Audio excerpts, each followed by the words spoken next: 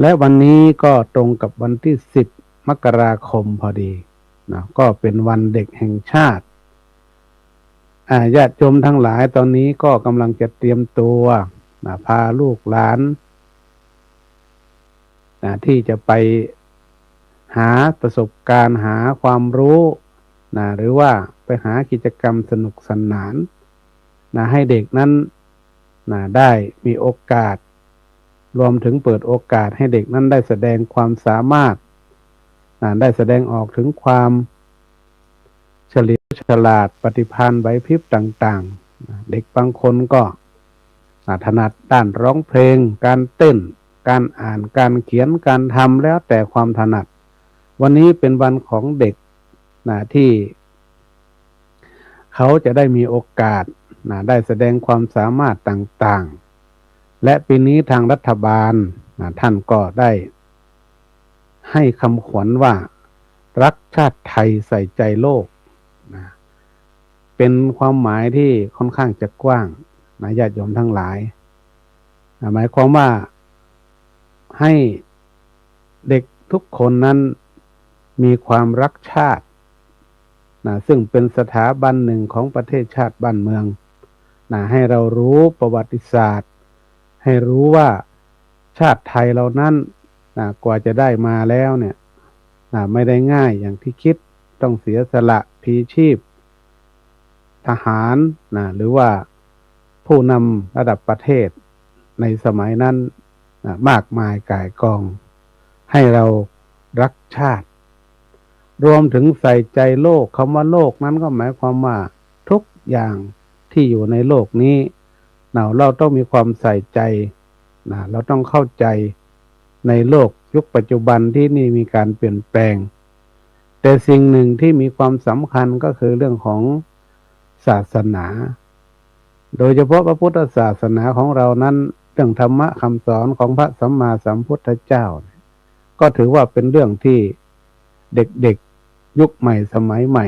นะก็ต้องเข้าใจก็ต้องรู้ไว้นะเราอาจจะไม่ได้รู้มาเหมือนกับผู้ใหญ่ในสมัยรุ่นปู่รุ่นย่าบรรพบุรุษของเราแต่เราก็สามารถเรียนรู้ได้ทุกช่องทางเดี๋ยวนี้ทางช่องทางที่เด็กเขายอดฮิตก็เป็น TikTok หรือโซเชียลต่างๆนี่ก็สามารถเรียนรู้ได้วันนี้วันเด็กนี่ถ้าผู้ปกครองหรือว่าผู้เป็นพ่อเป็นแม่นี่ก่อนที่เราจะพาเด็กไปเที่ยวกิจกรรมต่างๆเนี่ยพามาวัดเลยก็ได้นะมาทำบุญมาเข้าวัดมาศึกษาเรื่องของวัดของวาเรื่องของวิถีวัดอย่างน้อยที่สุดเด็กก็ได้เข้ามาวัดรวมถึงพาเด็กไปสถานที่ต่างๆไม่ว่าจะเป็นหน่วยงานราชการหรือหน่วยงานเอกชนหรือหน่วยงานต่างๆที่เขาจัดกิจกรรมให้กับวันเด็กวันนี้โดยเฉพาะปีหนึ่งมีครั้งหนึ่งนะญาติโยมทั้งหลายพาไปลูกหลานพาไปเที่ยวพาไปให้เด็กเขาได้รู้ได้เข้าใจว่าวันนี้เป็นวันของเขาแล้วเขาจะต้องทำอะไรบ้างได้ของขวัญมากมายบางที่ก็จัดของขวัญไว้แจกสำหรับเด็กๆมากมายวันนี้มีทั้งจักรยานมีทั้งขนมนมเนยของใช้ไม้สอยต่างๆเยอะแยะที่สำหรับในการจะมอบให้เด็กๆเป็นกำลังใจที่เราเป็นผู้ใหญ่เราเคยพูดกันว่าเด็กวันนี้คือผู้ใหญ่ในวันหน้าก็คือเป็นอนาคตของชาติบ้านเมืองอันนี้แหละทำไมรัฐบาลถึงออกหรือว่าให้คำขวัญว่ารักชาติไทยแล้วก็หมายความว่าเด็กก็เป็นอนาคตของชาติบ้านเมืองที่เติบโตมาแล้วก็จะต้องมาต่อมาสืบทอดต่อพวกเราทั้งหลายนี่แหละก็จะได้สืบทอดกันไปรุ่นๆไปให้เขารักให้เขาหวงแหนประเทศชาติบ้านเมืองอย่างที่กล่าวมาแล้วในเบื้องต้นวันนี้เช้านี้ก็จะได้นำหยิบยกเรื่องราวของในพุทธกาลเกี่ยวกับเรื่องของเด็กหรือว่าผู้เยาว์เด็กน้อย ที่เข้ามาบวชในพระพุทธศาสนา ซึ่งเป็นบุคลากรที่สำคัญในพระพุทธศาสนา ก็คือเรื่องของสามเณรรูปแรกในพระพุทธศาสนา ขณะนั้นเนี่ยก็ยังอายุน้อยอยู่ก็คือสามเณรราหุลสามเณรราหุลนี่ ก่อนที่จะเข้ามาบวชเนี่ยพระพุทธเจ้าเสด็จไปที่เมืองกบิลพัสเพื่อที่จะได้ไปโปรดพระบิดาแล้วก็ประยุรญาติทั้งหลายเนี่ย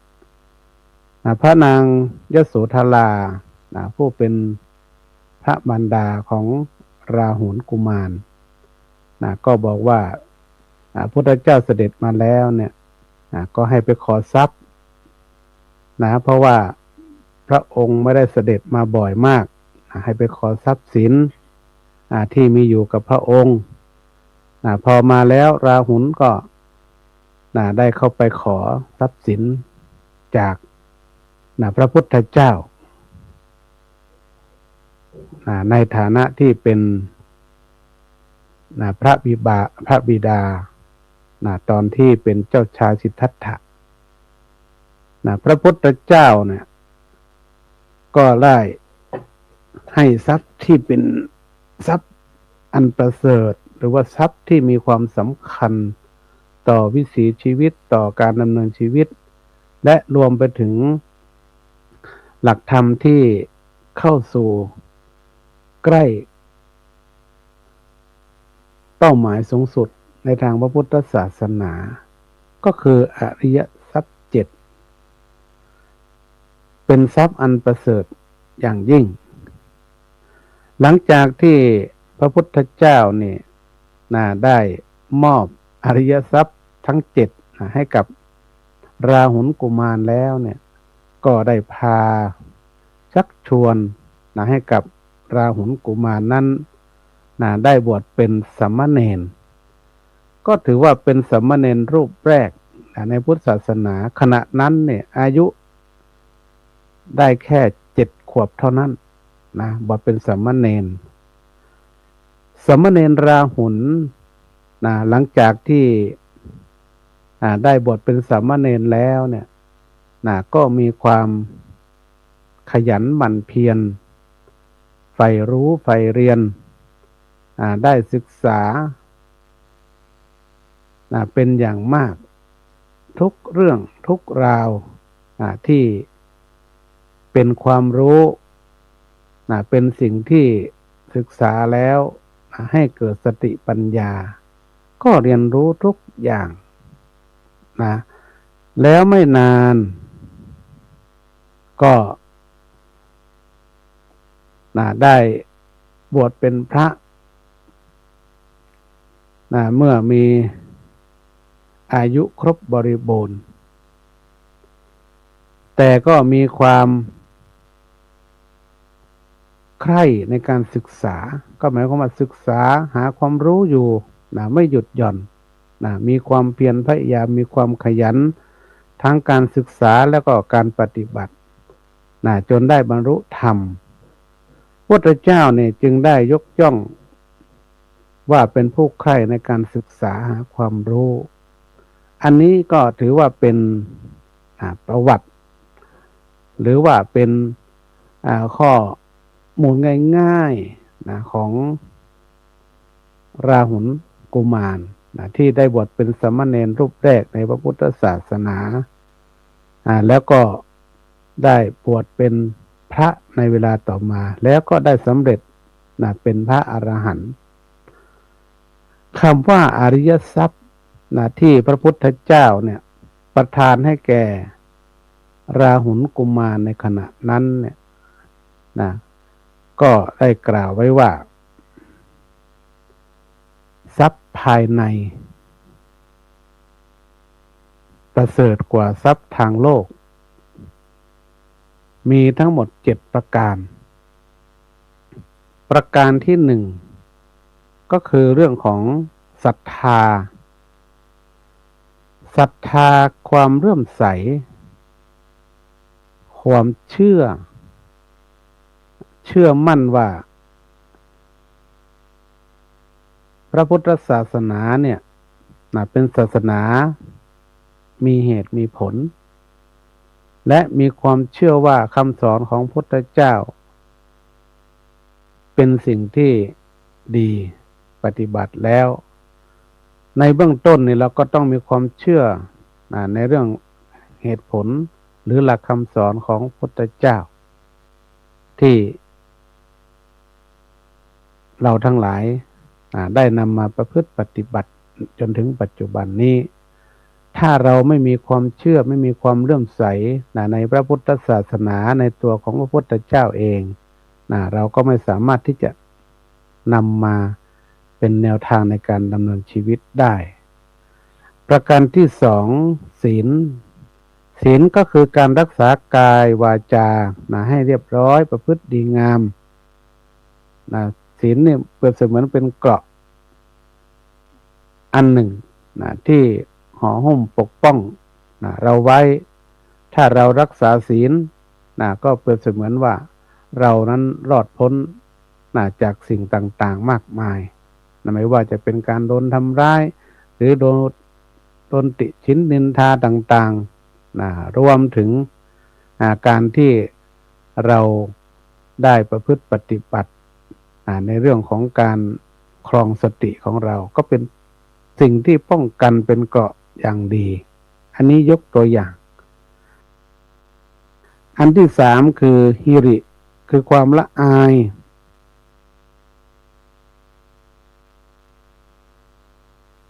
ความละอายในการที่เราจะทำสิ่งที่ไม่ดีไม่ถูกต้องนั้นเราก็จะมีความละอายเราไม่กล้าทำแต่เราก็จะทำในสิ่งที่เหมาะสมถูกต้องไม่ผิดศีลไม่ผิดธรรมถ้าเราแปลง่ายๆก็หมายความว่าให้เราเนี่ยปฏิบัติทำในสิ่งที่มันเกิดประโยชน์ให้กับตัวเองแล้วก็เกิดประโยชน์ให้กับผู้อื่นไม่สร้างความเดือดร้อนให้ตัวเองรวมถึงผู้อื่นด้วยอย่างนี้เป็นถือว่าเป็นสิ่งที่ทำให้เราระลึกถึงความละอายที่มันจะเกิดขึ้นนั้นทำให้เราเว้นจากการที่ทำสิ่งที่ไม่ดีไม่งามประการที่สี่เขาเรียกว่าโอตตัปปะก็คือความเกรงกลัวเราในเมื่อเราทำอะไรแล้วเราต้องนึกถึงผลที่จะตามมาเราก็ต้องรู้สึกว่ามันกลัวนะทำแล้วเนี่ยมันจะมีผลเป็นอย่างไรบ้างกับสิ่งที่เราทำลงไปยกตัวอย่างเช่นถ้าเราไม่รักษาศีลเนี่ยเราทำผิดศีลห้าไปทำร้ายเขาไปด่าไปทำร้ายเขาก็ดีไปด่าไปว่าหรือว่าไปลักขโมยเป็นโจรของเขาเนี่ยเราก็ต้องนึกว่าถ้าเราทำแล้วเนี่ยมันจะมีผลต่อเราอย่างไรบ้างเช่นถ้าเราไปด่าคนอื่นไปว่าให้คนอื่นไปโจมตีคนอื่นด้วยคำพูดต่างๆเนี่ยผลสะท้อนก็จะกลับเข้ามาหาเราอันนี้ถ้าเรารู้ว่ามีความโอตตัปปะเราก็เกรงคิดว่าเกรงว่าสิ่งเหล่านั้นมันจะย้อนเข้าหาตัวของเราเราก็จะได้ระงับได้อย่างนี้เป็นต้นประการที่ห้าพหุสัจจะก็หมายความว่าการได้เรียนรู้การศึกษามากมายเหมือนกับสมณเณรราหุลที่มีความขยันมีความพยายามเรียนรู้ศึกษาหลังจากที่บวชเป็นสามเณรแล้วเนี่ยก็ได้ศึกษาเรื่องร้ายราวทั้งหลักทฤษฎีทั้งหลักปฏิบัติตามหลักของพุทธศาสนาจนถึงบวชพระแล้วก็ยังมีการศึกษาหาความรู้จนไม่หยุดไม่หย่อนจนได้รับการยกย่องหรือว่าเอตทัคคะจากพระพุทธเจ้าที่ว่าเป็นผู้ที่ใคร่ในการศึกษานั่นเองประการที่หกเรียกว่าจาคะนี่ก็คือการเสียสละแบ่งปันการช่วยเหลือผู้อื่นต้องรู้จักให้ไม่ใช่เป็นผู้รับอย่างเดียวต้องรู้จักให้บ้างความสุขมันจะเกิดขึ้นมากมายญาติโยมทั้งหลายคนให้มือนี่จะอยู่สูงกว่าผู้รับผู้รับนี่มือจะอยู่ต่ำกว่า เพราะฉะนั้นเนี่ยความสุขมันก็เกิดทั้งผู้ให้แล้วก็ผู้รับแต่คนที่ให้นี่ในเมื่ออยู่สูงกว่าเนี่ยมืออยู่สูงกว่าก็แสดงว่ามีความสุขมากกว่าผู้รับนะเพราะฉะนั้นเนี่ยเรื่องของการเสียสละแบ่งปันเนี่ยเราต้องรู้จักให้บ้างรู้จักรับบ้างให้มันผสมกันไปนะให้มันบาลานซ์ให้มันสมดุลกันบ้างนะไม่ใช่ว่ารับอย่างเดียวไม่รู้จักให้เลยนี่ก็มันก็ไม่มีความสุขเท่ากับการให้นะแต่การให้เนี่ยก็ต้องอยู่ในฐานที่เหมาะสมนะฐานให้มันเหมาะสมพอดีนะไม่เกินไปไม่ใช่ว่ามีร้อยให้ร้อยมีพันให้พันก็ไม่ใช่นะเราก็ให้กับพอดีนะพอที่จะให้ได้พอที่จะเสียสละแบ่งปันให้กับผู้อื่นได้รวมถึงการช่วยเหลือผู้อื่นก็อย่าให้ลำบากตัวเองการช่วยเหลือผู้อื่นนี้นะไม่ใช่ว่าให้ไปแล้วตัวเองลำบากอันนี้ก็จะเป็นทุกข์ทำให้เราเกิดทุกข์ได้เช่นกันและอริยทรัพย์ข้อที่7ก็ถือว่าเป็นหลักธรรมที่ได้กล่าวถึงเรื่องของปัญญาปัญญานี้ก็คือความรู้ความเข้าใจอย่างท่องแท้ในเรื่องของเหตุผลในการทำความดีความชั่วอย่างที่กล่าวมาแล้วว่าถ้าเรารู้จักว่าอันไหนดีอันไหนชั่วเราคิดง่ายๆว่าอันไหนที่ทำแล้วทำให้เราสุขใจให้เขาสุขใจอันนี้คือความดีแต่ถ้าเราทำแล้วทำให้ตัวเองทุกข์ใจให้คนอื่นทุกข์ใจอันนี้คือความชั่วเราแปลง่ายๆเราเข้าใจง่ายๆนะความจริงแล้วเนี่ยในความหมายทางพุทธศาสนานี่ก็จะมีความลึกซึ้งมากขึ้นนะแต่ว่าเราเอาเข้าใจง่ายๆโดยสรุปแล้วเนี่ยคำว่าอริยทรัพย์เนี่ยเป็นทรัพย์ภายในที่ประเสริฐกว่าทรัพย์ภายนอกเพราะว่าสามารถติดตัวเราไปตลอดถ้าเรานำมาปฏิบัติแล้วก็เป็นพื้นฐานสำคัญในการดำเนินชีวิตและนำไปสู่เป้าหมายของทางธรรมที่เราเรียกว่านิพพานนั่นเองอันนี้ก็เป็นหลักธรรมที่สามเณรราหุลที่เรามาพูดถึงสามเณรราหุลเพราะวันนี้เป็นวันเด็กแห่งชาติสามเณรราหุลนี่ก็เป็นสามเณรรูปแรกแล้วก็คุณธรรมของสามเณรราหุลก็คือเรื่องความขยันใฝ่รู้ใฝ่เรียนนะรวมถึงเรื่องของมีความเพียรพยายามในการที่จะศึกษาเล่าเรียนถึงแม้ว่าอายุเพียง7 ขวบ 7 ปีเท่านั้นแต่เข้ามาบวชแล้วเนี่ยก็มีความสนใจใฝ่รู้ใฝ่เรียนอยากรู้อะไรก็เรียนรู้ถ้าในตำรามันหมดแล้วก็ถามครูบาอาจารย์อันนี้ก็ไปฝากถึงน้องๆหนูๆเด็กๆในฐานะที่เป็นอนาคตของชาติบ้านเมืองนี้เราต้องมีความใฝ่รู้ใฝ่เรียนได้ศึกษาหาความรู้อยู่ตลอดเวลาโทรศัพท์หรือโซเชียลต่างๆเนี่ยมีเยอะแยะมากมายความรู้สามารถที่จะเรียนรู้ได้ในทางโทรศัพท์โซเชียลทั้งหลายเนี่ยก็เชื่อว่าน้องๆหนูๆเด็กๆทุกคนเนี่ยก็มีกันอยู่แล้วทุกคนเราก็ต้องใช้ให้เกิดประโยชน์ให้ใช้ให้เป็นแหล่งเรียนรู้ศึกษาของเราเพื่ออนาคตที่ดีของเราก็ขอให้น้องๆหนูๆเด็กๆทุกคนวันนี้ก็ขอให้สุขสันต์วันเด็กแล้วก็เป็นเด็กที่ดีเป็นเด็กที่รักชาติบ้านเมืองรักศาสนาและแสดงออกถึงความจงรักภักดีต่อสถาบันพระมหากษัตริย์และที่สำคัญที่สุดก็คือขอให้เป็นเด็กดีของพ่อของแม่เป็นเด็กดีของครูบาอาจารย์